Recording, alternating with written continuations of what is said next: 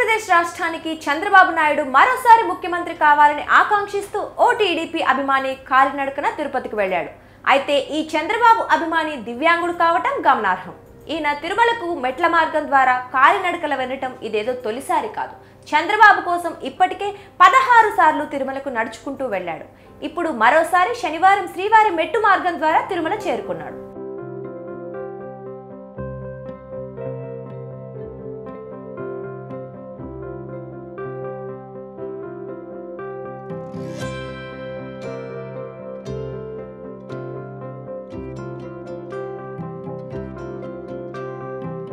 తిరుపతి సమీపంలోని పెరుమాళ్లపల్లికి చెందిన జీవన్ దివ్యాంగుడు.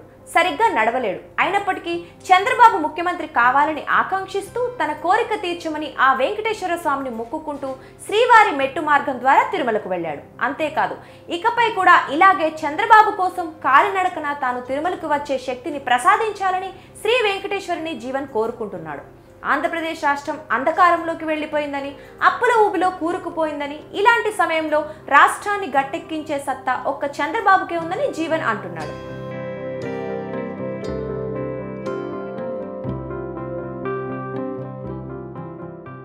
నా పేరు జీవన్ కుమార్ రెడ్డి, నాది పెరుమాళ్లపల్లి చంద్రగిరి నియోజకవర్గం.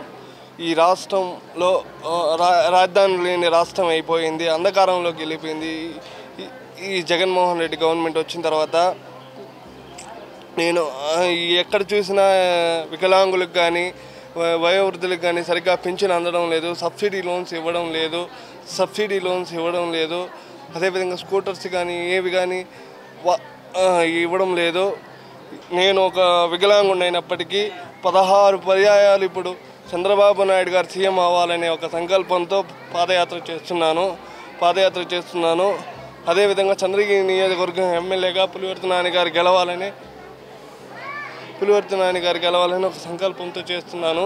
ఈ పాదయాత్ర ఆనాటి నుంచి ఈనాటి వరకు ఎన్టీఆర్ గారి నుంచి నేటి వరకు చంద్రబాబు వరకు ఏ ఒక చిన్న కార్యక్రమం చేపట్టిన వాళ్ళు తిరుమలకు వచ్చి దర్శనం చేసుకుని వెళ్ళి ఇచ్చేసేవారు. అదే సంకల్పంతో నేను కూడా చంద్రబాబు నాయుడు గారు సీఎం అవ్వాలని తిరుమలకు పాదయాత్ర చేస్తున్నాను. ఆ దేవదేవుని వెంకటేశ్వర స్వామి మరొక్కసారి సీఎం అవ్వాలని కోరుకుంటూ నాకు శక్తిని ప్రసాదించాలని తిరుమల పాదయాత్ర చేస్తున్నాము. వెంకటేశాయ.